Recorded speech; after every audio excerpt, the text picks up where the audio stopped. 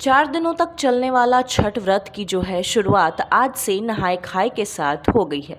बता दें कि इस दिन व्रत रखने वाली महिलाएं स्नान करके नए कपड़े पहनकर पूजा करती हैं। वहीं छठ व्रतियों को नए कपड़े की आवश्यकता होती है। पीले और लाल रंग के कपड़ों की विशेष महत्व होती है। हालांकि दूसरे रंग के कपड़े भी पहने जा सकते हैं। बता दें कि स्नान के बाद छठ व्रती चना दाल, कद्दू की सब्जी और चावल का प्रसाद ग्रहण करती हैं।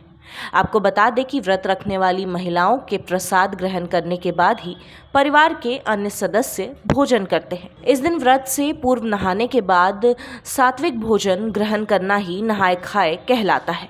बता दें कि मुख्य तौर पर इस दिन छठ व्रती लौकी की सब्जी और चने की दाल ग्रहण करती हैं।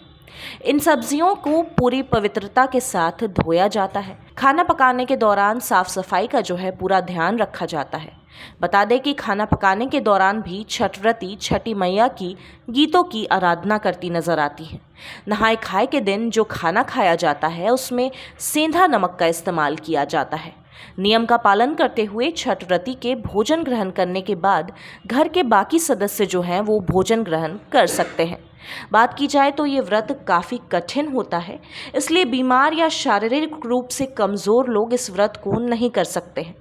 वहीं 36 घंटे निर्जला रहने वाले छठ व्रतियों को ये व्रत कठिन नहीं बल्कि आसान लगता है। व्रत करने वाले व्यक्ति यानी छठ व्रती व्रत पूरा होने तक ज़मीन पर ही सोते हैं। बता दें कि नहाय खाए के दिन बनने वाले भोजन को बनाने के दौरान भी कई खास बातों का ध्यान जो है वो रखा जाता है। जो खाना इस दिन बनाया जाता है उसे रसोई के चूल्हे पर नहीं बल्कि लकड़ी के चूल्हे पर बनाया जाता है। इस चूल्हे में केवल आम की लकड़ी का ही इस्तेमाल किया जाता है और इस दिन तमाम नियमों का पालन करते हुए भोजन बनाकर सबसे पहले सूर्यदेव को भोग लगाया जाता है। उसके बाद छठ व्रती भोजन ग्रहण करते ही और उसके बाद ही परिवार के दूसरे सदस्य जो हैं वो भोजन ग्रहण करते हैं। बता दें कि नहाय खाए के दिन से व्रती को साफ और नए कपड़े पहनने चाहिए। नहाय खाए से छठ का समापन होने तक व्रती को ज़मीन पर ही सोना चाहिए और व्रती की ज़मीन पर चटाई या चादर बिछाकर ही वो सो सकती हैं। बात की जाए तो घर में तामसिक और मांसाहार वर्जित है, इसलिए इस दिन से पहले ही घर पर मौजूद ऐसी चीज़ों को बाहर कर देना चाहिए और घर को साफ सुथरा कर देना चाहिए। बात की जाए तो मदिरा, पान, धूम्रपान आदि भी जो है वो नहीं करना चाहिए। किसी भी तरह की बुरी आदतों को करने से बचें। साफ सफाई का विशेष ध्यान देना ज़रूरी होता है और पूजा की वस्तु का गंदा होना अच्छा नहीं माना जाता है, इसलिए छठ के दौरान साफ सफाई का खास ध्यान रखा जाता है। आज नहाय खाए है और इसकी धूम जो है सुबह से ही देखने को मिल रही है।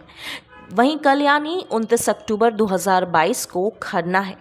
30 अक्टूबर 2022 को व्रती शाम में सूर्य देवता को अर्घ्य देंगे। वहीं 31 अक्टूबर 2022 को सुबह अरुणोदय बेला में उगते सूर्य को अर्घ्य दिया जाएगा और फिर छठ का पारण किया जाता है। बता दें इस बार छठ पूजा इस लिहाज से भी काफ़ी महत्वपूर्ण है क्योंकि पूरे 2 साल के बाद लोग बिना किसी पाबंदी के साथ छठ पूजा मना पाएंगे।